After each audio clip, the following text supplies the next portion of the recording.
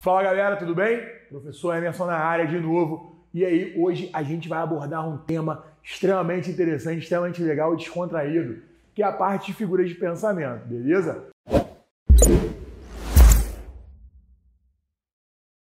Bem, pega lá teu lápis, pega teu livro, pega teu caderno, pega o que você vai anotar e traz pra gente. Vem, dá um pause no vídeo rapidinho e volta. Bem, galera, então o que acontece? Hoje a gente vai trabalhar uma ramificação das figuras de linguagem, que são as figuras de pensamento, tudo bem? O que acontece? Quando eu penso nas figuras de pensamento, eu tenho uma abordagem interpretativa em cima das figuras de linguagem. E elas são bem descontraídas, porque são elementos linguísticos que trabalham, obviamente, no processo de conotação, já que eu vou trabalhar uma relação de sentido figurado da minha linguagem. E a primeira que a gente vai pensar aqui é a relação da antítese, beleza? Bem, o próprio estrutura, quando a gente trabalha um prefixo anti, ele já me dá essa ideia de oposição de ideias, correto?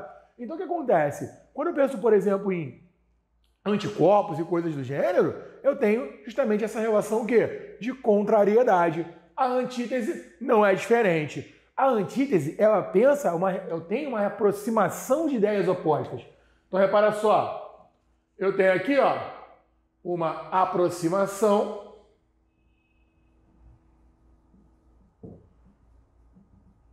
de ideias opostas. Ou seja, é como se eu estivesse trazendo para perto de mim uma ideia de antônimos. E antônimo a gente sabe, é uma relação onde eu tenho palavras com significação distinta, diferente, beleza? Oposta.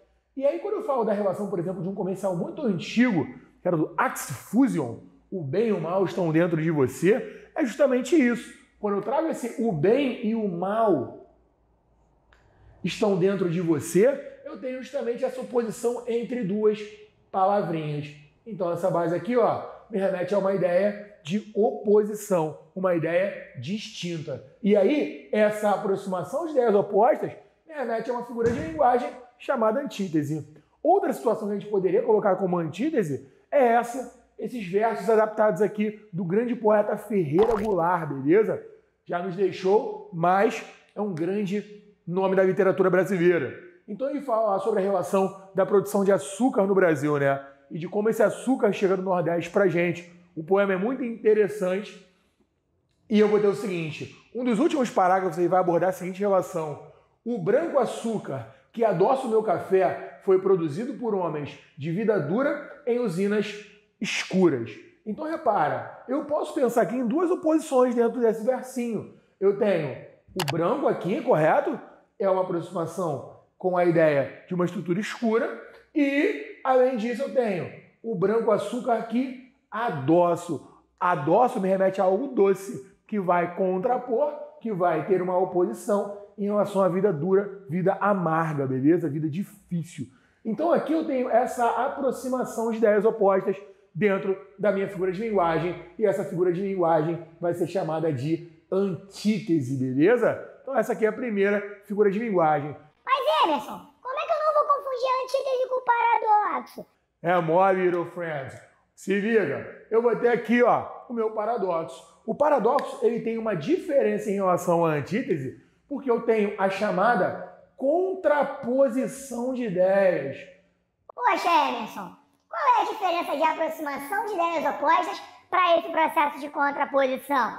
É simples, meu garoto. O paradoxo, quando eu falo de uma contradição, essas ideias precisam gerar um conflito, beleza? E aí, esse conflito é o que diferencia da ideia do paradoxo. Quando eu falo da antítese, perdão, quando eu falo que eu tenho uma antítese, eu falo que o bem e o mal estão dentro de você, o que acontece? Isso pode acontecer. Eu tenho momentos bons, eu também tenho momentos ruins. Isso acontece e eu tenho uma antítese. O paradoxo não. O paradoxo, essas ideias opostas vão gerar um conflito. O meu paradoxo, ele pode associar um outro nome, que também eu posso chamar esse cara de oxímoro. Perfeito? E aí, olha só, o imortal da Academia Brasileira de Letras faleceu. Isso me geraria um paradoxo. Por quê? Eu tenho uma aproximação de ideias opostas, só que isso aqui eu tenho uma relação de conflito.